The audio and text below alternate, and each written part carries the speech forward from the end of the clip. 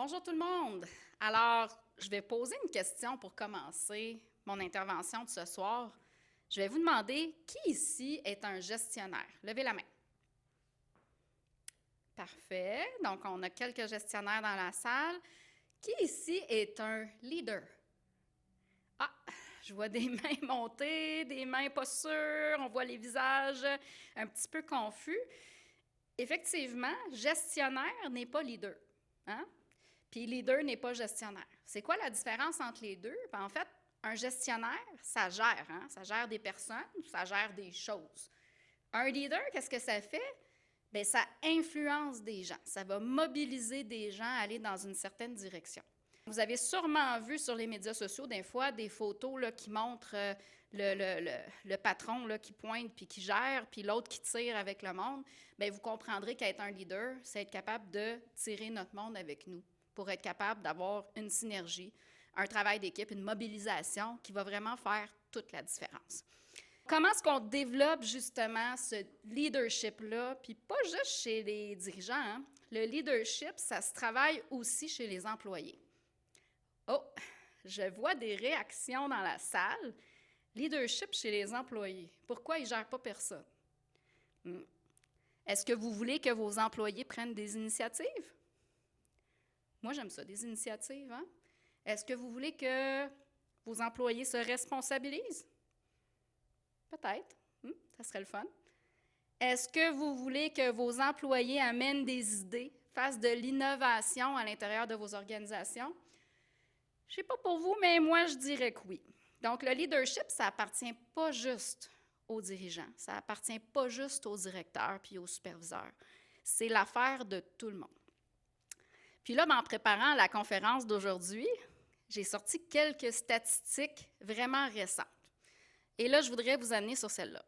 83% des entreprises considèrent que le leadership est essentiel dans le développement des employés. Vous êtes d'accord avec moi? Vous êtes d'accord avec la statistique ici? Oui, je vois des oui, absolument. On a même l'air d'avoir des hochements de tête absolument convaincus. Mais là, je vous amène ici. Il y a juste 5% des entreprises qui intègrent un programme de développement de leadership pour leurs employés. 83% disent que c'est essentiel. 5% implantent de quoi?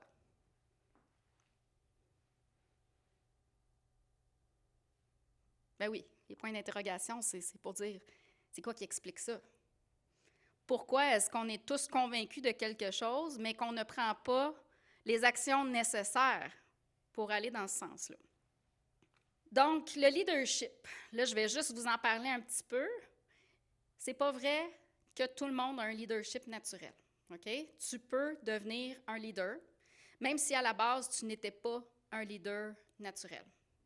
D'ailleurs, il y a juste 10% des gens qui naissent avec cette capacité de rayonner, cette capacité de mobiliser, ce côté de la personnalité charismatique qui fait que les gens veulent te suivre.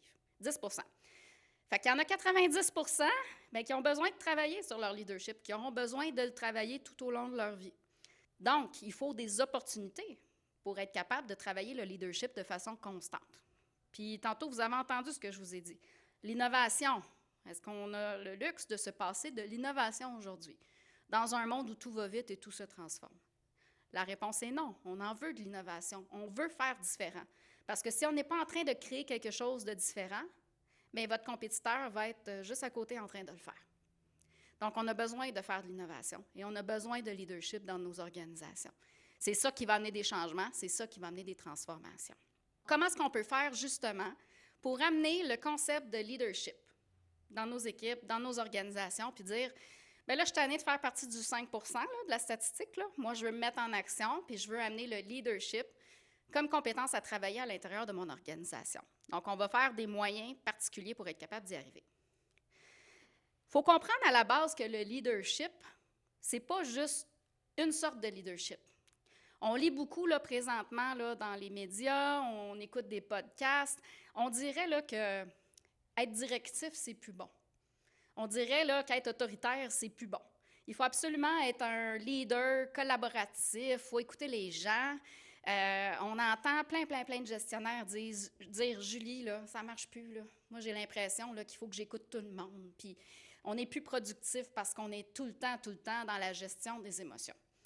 Bien, effectivement, si vous faites partie de ceux-là qui pensent qu'il y a juste un style de leadership aujourd'hui qui fonctionne, bien, réconfortez-vous. On peut travailler avec différents styles de leadership. Puis, il faut se respecter aussi dans la nature de notre personnalité.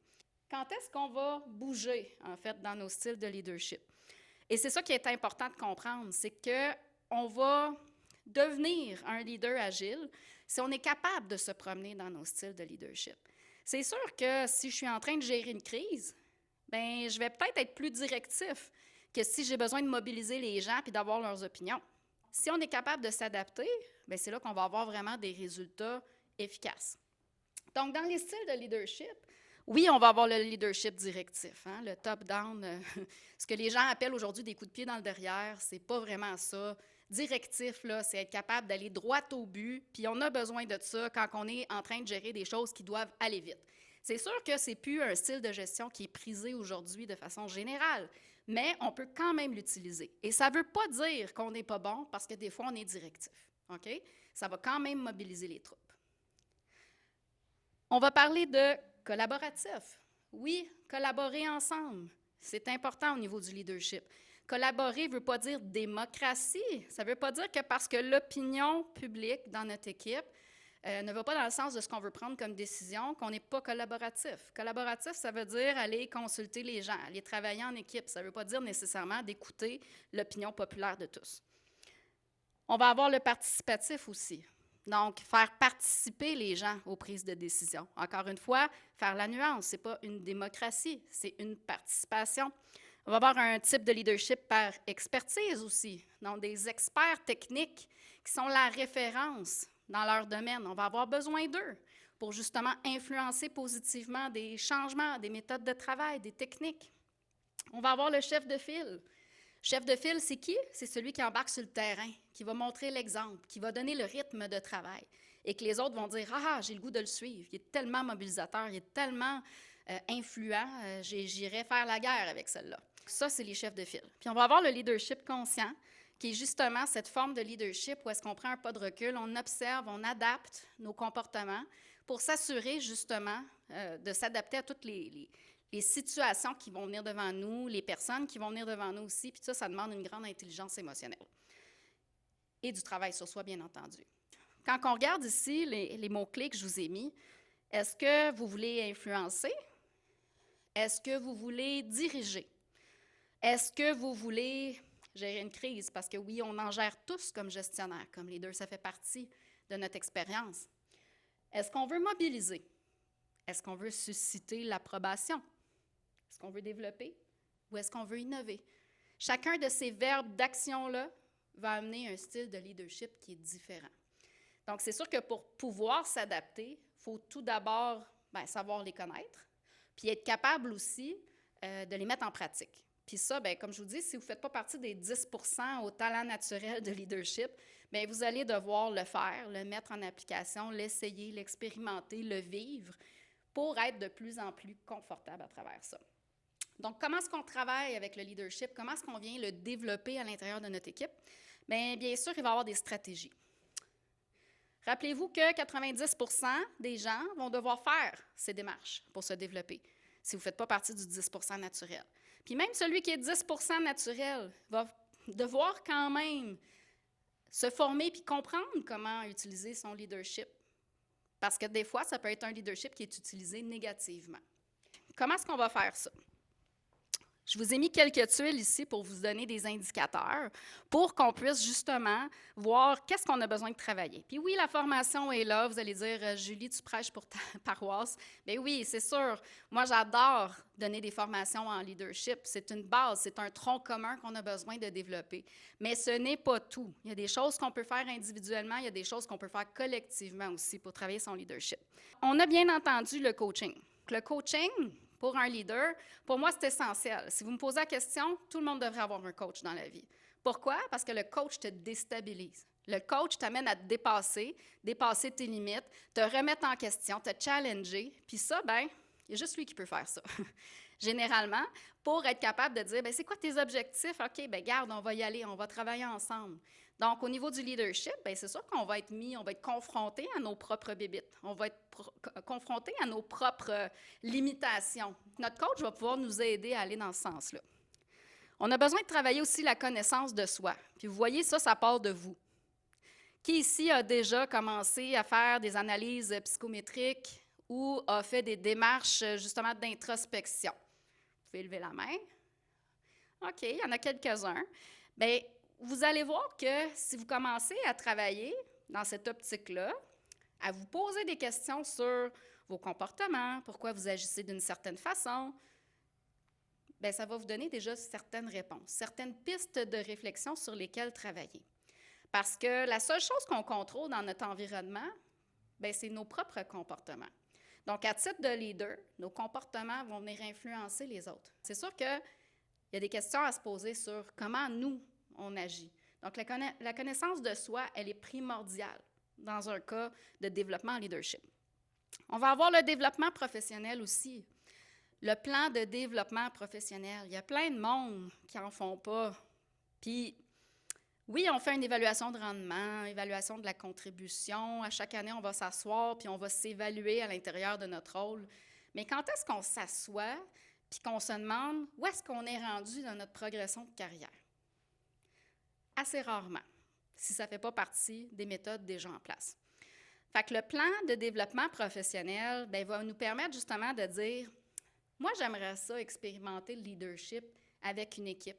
Je suis peut-être un employé, mais j'aimerais ça gérer une équipe. » Bien là, si c'est déjà identifié dans un plan de développement professionnel, bien, l'employeur a la chance de pouvoir former la personne avant de la mettre dans une situation où est-ce qu'elle va se pendre avec sa corde. Parce que oui, on fait ça. On met le monde en poste. Hein, et c'est mon meilleur technique. Fait que ce que je vais faire, si c'est mon meilleur technique, bien, je vais lui donner une promotion. Ça va devenir mon superviseur. Et là, tout à coup, mon meilleur technique, il est épouvantable. Il ne sait pas parler au monde. Le monde sont tous en train de faire une révolte parce qu'il se prend pour un dieu, supposément. Mais j'ai fait quoi? J'ai mis mon meilleur technique dans une position de support parce que je ne l'ai pas préparé à ce poste de leadership-là. Parce que je vous le dis, à moins qu'il fasse partie du 10 % naturel, il va avoir besoin de se développer pour se rendre là. Ensuite, il y a la rétroaction. Bien, il faut faire de la rétroaction sur les comportements qu'on voit. Si on est dans une situation où est-ce qu'on est témoin de certains comportements, bien, il faut en parler, il faut en discuter, il faut ramener de la critique qui est constructive. Et comme ça, bien, on est capable de faire des ajustements. Et le développement personnel, bien entendu, donc travailler sur soi. Parce que ça se peut que je sois impulsive. Ça se peut que j'ai vécu des choses dans ma vie où est-ce que quand j'étais adolescente, j'ai vécu beaucoup de rejets. Donc aujourd'hui, dès qu'on me fait une critique, je me braque, puis je deviens super émotive. Pas parce que la personne, ce qu'elle dit, c'est pas vrai, mais parce que je suis en train de vivre mes expériences antérieures qui sont encore là, parce que ça fait partie de mes bobos. Et ça, en programmation neurolinguistique, on les atteint justement, ces bobos-là. On les travaille justement pour voir des angles différents qui nous permettent de passer à travers ces limitations-là. Vous voyez, il y a quand même plusieurs tuiles qu'on peut travailler pour développer son leadership. Puis là, bien, je vais vous dire aussi, lisez. Lisez des livres. Allez chercher des ouvrages, expérimentez. Il n'y a pas une recette parfaite du leadership. Vous allez travailler votre propre leadership. Et il y a certainement des gens qui vous inspirent autour de vous, des mentors, des gens que vous regardez puis vous dites « Oh mon Dieu, cette personne-là, là, j'aimerais tellement vivre son parcours de vie. » Bien, s'il y a des lectures, allez lire. Ça va vous donner déjà un terrain fertile. Puis ça va vous permettre de faire des réflexions qui vont vous remettre en question sur des façons de faire, puis ainsi faire des changements. Donc, le leadership, ça se travaille à tous les jours, ça se travaille maintenant, ça se travaille pour tout le monde. Donc, faites pas partie des statistiques, faites pas partie des 5 %. Mettez-vous en action et je vous garantis que vous allez voir des transformations s'opérer le plus positivement possible à l'intérieur de votre organisation.